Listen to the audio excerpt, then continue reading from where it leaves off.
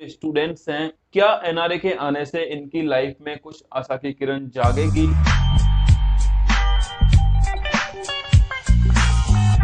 Hello friends, welcome to YouTube channel Technical Vlogger. I hope you guys are doing extremely well and I am also good. So friends, आपको पता ही होगा कि cabinet approved setting up of national recruitment agents, यानी कि अब SSC, RRB और IBPS की जो भी आगे आने वाली एग्जाम्स हैं वो कंडक्ट करवाई जाएंगी नेशनल रिक्रूटमेंट एजेंसी के थ्रू। तो इस वीडियो में फ्रेंड्स हम इसी बारे में बात करने वाले हैं कि एनआरए क्या है, सीईटी यानी कि कॉमन एलिजिबिलिटी टेस्ट क्या है और कैसे कैसे ये चीजें होने वाली हैं। और साथ ही साथ फ्रेंड्स हम ये भी बात करेंगे कि अभी जो हाल ही में जो वैकेंसी आने वाली है, यानी कि एसएससी सीएचएसएल 2020 और बाकी सारी जो रिक्रूटमेंट है, जो एग्जाम्स हैं भी होने वाली हैं, वो किसके थ्रू कंडक्ट होंगी, या वो एसएससी लेगा या फिर वो एनआरए लेगा। तो चलिए फ्रेंड्स, इस वीडियो में करेंगे इन्हीं सभी टॉपिकों के बारे में डिटेल में चर्चा। तो चलिए वीडियो शुरू करते हैं। तो फ्रेंड्स, अभी जो एग्जाम होने वाली है, आगे जो एग्जाम होंगी, उनके लिए फ्रेंड्स कैबिनेट ने एक एजेंसी अप्रूव की है, एक एजेंसी आने वाली है और उसका नाम है नेशनल रिक्रूटमेंट एजेंसी। तो सबसे पहले हम जान लेते हैं कि नेशनल रिक्रूटमेंट एजेंसी है क्या। तो फ्रेंड्स, नेशनल रिक्रूटमेंट एजेंसी एक मल्टी एजेंसी बॉडी रहेगी जो एसएससी, आरआरबी और आईबीपीएस यानी कि जो बैंक्स के एग्जाम है, उनका जो फर्स्ट लेवल का एग्जाम है, यानी कि जो प्री का एग्जाम है, उनके लिए फ्रेंड्स एनआरए एक सीईटी यानी कि कॉमन एलिजिबिलिटी टेस्ट कंडक्ट करवाएगा।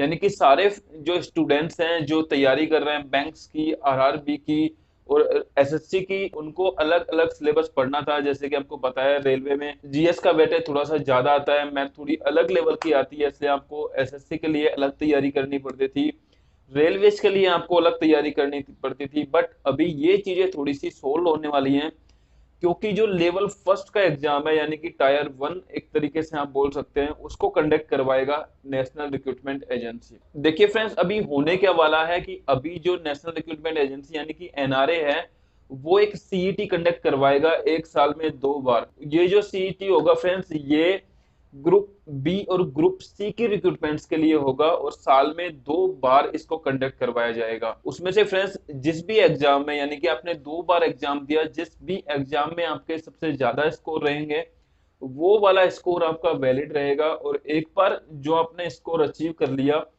उसकी वैलिडिटी फ्रेंड्स 3 साल के लिए रहेगी, यानी कि 3 साल के बाद में आपको सीईटी एग्जाम देना होगा। तो फ्रेंड्स, इसके बारे में अगर हम डिटेल में पढ़ना चाहते हैं तो मैं पीडीएफ की लिंक आपको डिस्क्रिप्शन में डाल दूंगा, वहां पे जाके हम डिटेल में पढ़ सकते हैं। अब हम एनआरए की पॉजिटिव एस्पेक्ट के बारे में बात कर लेते हैं कि एनआरए के आने से जो स्टूडेंट्स हैं, जो सफर कर रहे हैं बहुत सारी एग्जाम्स के डिले होने से, बहुत सारी एग्जाम्स का पोस्टपोन्ड होने से, मतलब बहुत सारे जो इश्यूज हैं, क्या एनआरए के आने से इनकी लाइफ में कुछ आशा की किरण जागेगी, पॉजिटिव चीजें देखने को मिलेंगी कि नहीं मिलेंगी? तो फ्रेंड्स, एक स्टूडेंट के लिए सबसे पहले तो एक ये बहुत बड़ा झंझट था कि इतनी सारी वैकेंसी आ रही है, मतलब अलग अलग रिक्रूटमेंट आ रही है ग्रुप बी, ग्रुप सी की, उनके लिए उसे अलग अलग अप्लाई करना पड़ता था और उसके लिए उन्हें अलग अलग तैयारी भी करनी पड़ती थी। तो जो सबसे बड़ा फायदा है फ्रेंड्स एनआरए के आने से, वो यही रहेगा कि आपको सिर्फ एनआरए यानी कि जो भी फ्रेंड्स इसकी ऑनलाइन एप्लीकेशन होगा, उसमें एक बार आपको अप्लाई करना है, उसके बाद में आपको रेलवे, आईबीपीएस या फिर एसएससी के लिए अलग अलग अप्लाई नहीं करना होगा। तो सबसे पहले तो आपको एक इस झंझट से मुक्ति मिल जाएगी। उसके अलावा फ्रेंड्स, आप मन लगा के अच्छे से तैयारी कर सकते हैं। आपका एक ही एग्जाम होगा जिससे आप सिलेक्ट हो सकते हैं, बैंक में भी, रेलवेज में भी और एसएससी में भी। दूसरी चीज ये है कि स्टूडेंट को अलग अलग एग्जाम के लिए अलग अलग सिलेबस नहीं पढ़ना पड़ेगा लेवल फर्स्ट एग्जाम के लिए। दूसरा जो पॉजिटिव एस्पेक्ट है, जो पर्सनली मुझे लगता है, वो ये है कि फ्रेंड्स देखो, इंडिया है और बहुत सारी चीजें एनआरए में भी होंगी। ऐसा नहीं है कि एनआरए अप्रूव हो गया तो सब कुछ चीजें बहुत स्मूथली चलेंगी। बट फ्रेंड्स, फिर भी एक पॉजिटिव एस्पेक्ट ये है कि अगर एनआरए के थ्रू कोई एग्जाम होता है, कोई कॉमन एलिजिबिलिटी टेस्ट कंडक्ट करवाया जाता है और अगर उसमें कुछ पोस्टपोन्ड होता है या फिर कुछ डिले वगैरह होता है, तो यहाँ पे स्टूडेंट की यूनिटी जो रहेगी, जो स्टूडेंट्स का नंबर रहेगा, वो बहुत बड़ा रहेगा।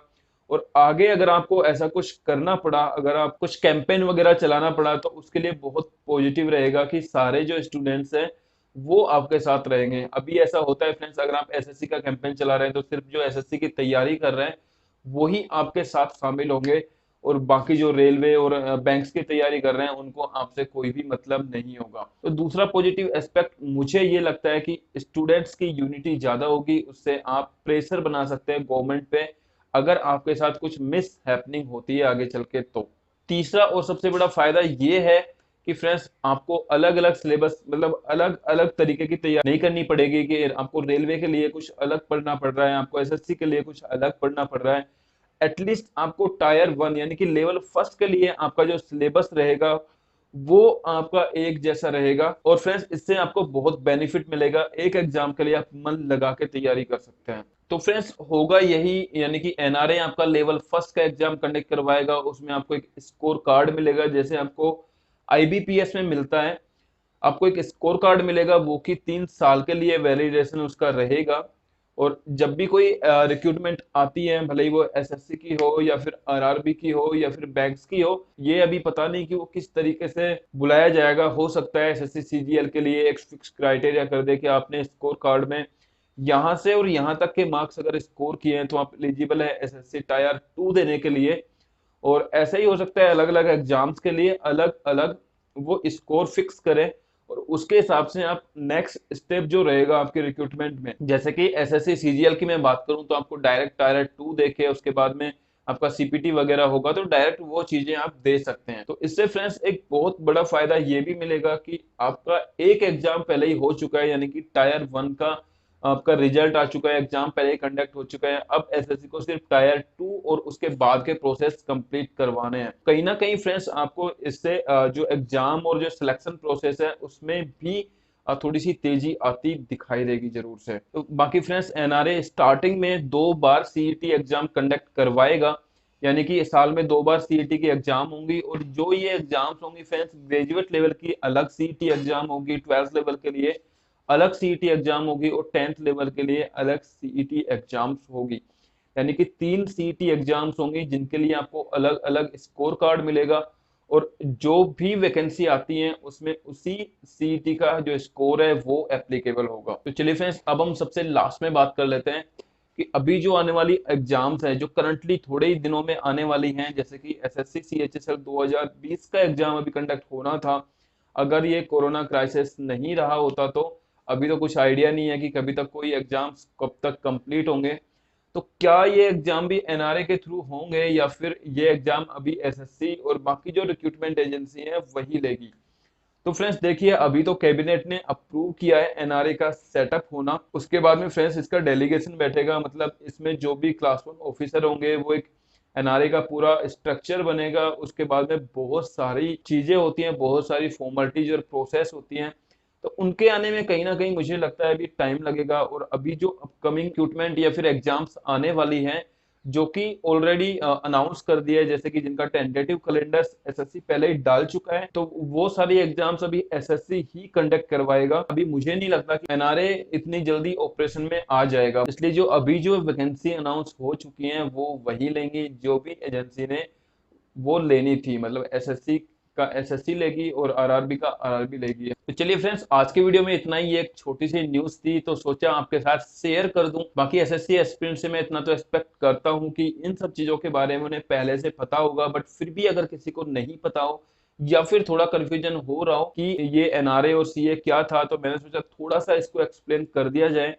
तो फ्रेंड्स वीडियो अगर आपको अच्छी लगी हो तो लाइक का बटन दबाइए। अगर आपका कोई क्वेश्चन रहता है इसके बारे में तो कमेंट सेक्शन में जाके आप पूछ सकते हैं। और अगर फ्रेंड्स आप चैनल पे नए हैं तो चैनल को सब्सक्राइब कर दीजिए और बेल आइकन को प्रेस कर दीजिए ताकि आपके पास वीडियो की नोटिफिकेशन पहुंच सके सबसे पहले। तो हमसे फिर मुलाकात होगी अगली वीडियो में किसी और टॉपिक के साथ में, तब तक के लिए जय हिंद, वंदे मातरम, बाय बाय।